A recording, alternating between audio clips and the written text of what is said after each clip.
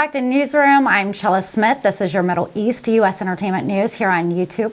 I'm airing on Friday, bringing you the latest on reforms and economics based on reports put out by the Middle East news media outlets. I do this weekly review, and it's based off my interests. Thank you, everyone, for joining me. We have had a lot of new subscribers over the last few weeks. Welcome to the family. Last week, we talked about the CBI partnerships, bank cards, and World Bank programs. Let's get right into this week's headlines regarding reforms. Economy News reports the Parliamentary Finance Committee praised the central bank moving from establishing a platform from letters of guarantee that the estimated fake projects in the government. A member of the committee, Jamal Cougar, told Economy News the establishment of a platform for letters of guaranteed is a very important step that leads to reduction of fictitious projects, adding that the Iraqi state was suffering from phantom projects due to rampant corruption, but the platform from letters of guaranteed created by the central bank is very important to reduce that. Economic News. Al-Faret reports the finance minister, Ali Alawi, announced the submission of studies to reform government banks. Alawi said in a speech during the 5th Finance and Banking Exhibition Conference in Iraq, the banks went through difficult circumstances from the beginning of 2020 after the drop in oil prices to the unpredictable levels and impact on economy, noting that the banking and financial sector is the most important pillar in the economy, not just the state resources. Diversifying the economy is an urgent necessity, adding that there are 3 basic elements for the study of economy: the higher policies of state and central bank, and secondary, the international situation and direct and indirect external influences on the Iraqi economy. And the third is the institutional elements. The banking sector has grown in terms of deposits and loans, and the ratios between the public and private sector are the same. 75% of the deposits are in government banks, pointing out that reforming government banks is a vital issue and the essential part of transforming the economy from rentiering and diversified. He also indicates that the companies outside the oil sector cost the state billions of dollars.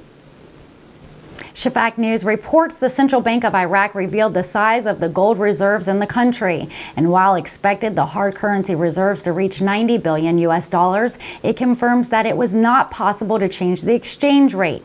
Deputy Central Bank Governor Amir Khalaf said in a statement to a number of media outlets, including Shafak News Agency, that it hoped that the bank's reserves of hard currencies will reach 90 billion US dollars, explaining, "We now have more than $7 billion. Khalaf pointed out that Iraq's gold reserves are currently more than 100 tons after they bought more than 30 tons during this period. As for the change of the exchange rate, the deputy governor of the bank affirmed that the exchange rate cannot be changed, stressing that there is no justification at present time to change it. He explains that the changing of the exchange rate confuses the markets at the present time, pointing out that if it changes depends on the economic situation and within the monetary policy of the country. He stressed that the ruler and the economic circumstances determine the appropriate decision to change the exchange rate. Shafak News reports the Iraqi Council of Ministry took a number of decisions, most notably the salaries and money laundering, as well as the work of the private generators.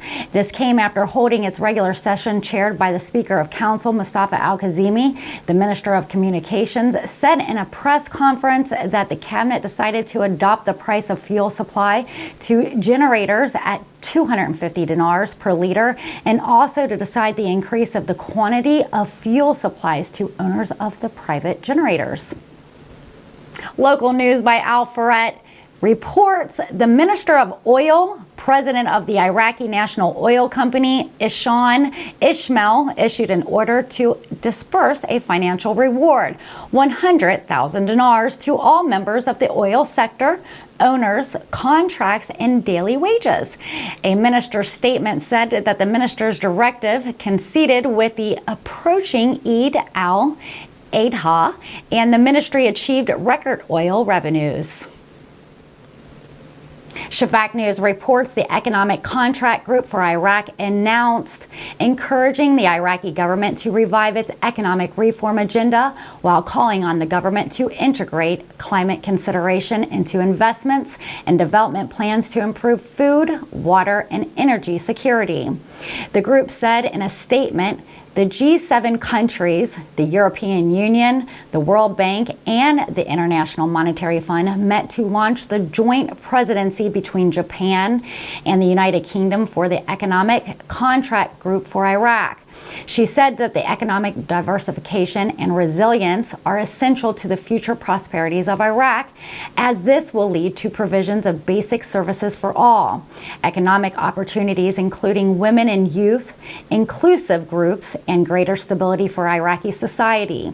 The group encourages the Iraqi government to revive its economic reform agenda, using the increased oil revenues to invest in Iraq's long-term future, specifically improving infrastructure, providing water and electricity, human development, and shifting to green energy resources.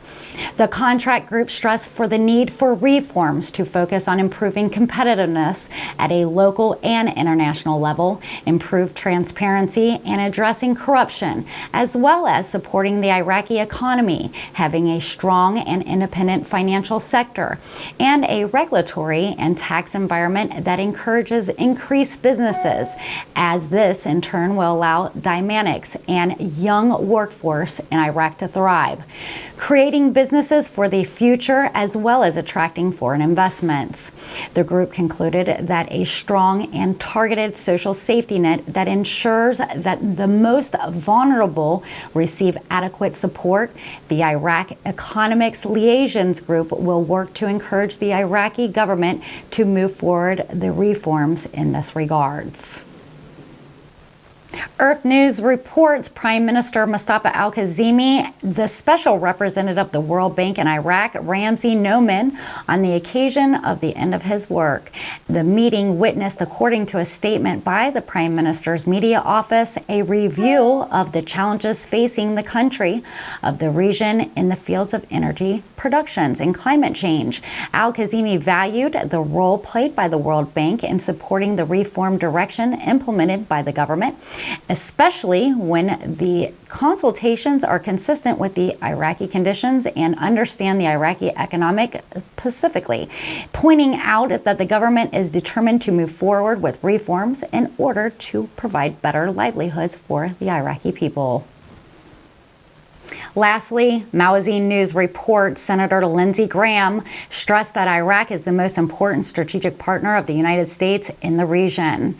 A statement by the U.S. Embassy in Baghdad says in a statement that the U.S. Senator Lindsey Graham visited Iraq on the 4th and 5th of July to meet with the senator, Iraqi government officials, and discuss political, economic, humanitarian, and security cooperation with the government of Iraq and the Kurdistan Regional Government. He pointed out that Senator Graham, accompanied by the U.S. ambassador to Iraq, Alina Romanowski, met in Baghdad on the 4th of July with Prime Minister Mustafa al-Kazimi, with Iraqi President Barham Saleh, as well as the Speaker of Parliament, Mohammed al-Habassi. And on the 5th of July, Senator Graham and Ambassador Romanowski met with President of the Kurdistan region of Iraq, Nartravin Barzani, in Erbil. The statement continued in his meeting. Senator Graham expressed his support for the U.S. strategic priorities in Iraq, promoting stability and economic growth, strengthening democracy and governance, and ensuring security and sovereignty. The senator reiterated, according to a statement, his country's commitment to Iraq as one of the most important strategic partners of the United States in the region, and highlighted the importance of strengthening democracy in Iraq. He also reviewed the efforts of the United States to strengthen the relations between the United States and Iraq under Strategic Framework Agreement, including through humanitarian aid, stabilization, economic cooperation, anti-corruption efforts, humanitarian protection, women's empowerment, and academic and culture exchanges. You've been watching Newsroom Weekly Review. I'm Chella Smith, your Middle East U.S. entertainment news on reforms and economics, bringing you the latest Dinar news without having to keep up with all the different outlets. I'm here on YouTube every Friday, so don't forget to subscribe. And if you like my content, give me a thumbs up. Shout out to Currency 365 for its continued support. If you want to learn about stocks or cryptos while waiting on the dinar to revalue, you can join him and his crew for the most recent updates. You can find him this week on Patreon and returning soon back to YouTube. I hope you've enjoyed this week's newsroom. I have opened up a Telegram group under Newsroom Chella Smith, where I'm showing whoever wants to learn how I'm preparing to do my exchange. You can find the link in the community chat by following the instructions to the Open EDU 101 chat, where you can join me and our newsroom family on Mondays or Wednesdays discussing how I'm doing my exchange. Well, guys, my garden is finally surviving my hard efforts. I'm finally seeing life again after the tornado and flooding last month. Also, I want to thank you for the birthday wishes. I had a wonderful birthday holiday. This weekend, I'm going diving as I'm a pro diver, and I cannot wait to get out of here. So I'm leaving early today. I hope everyone has a great weekend. Take care.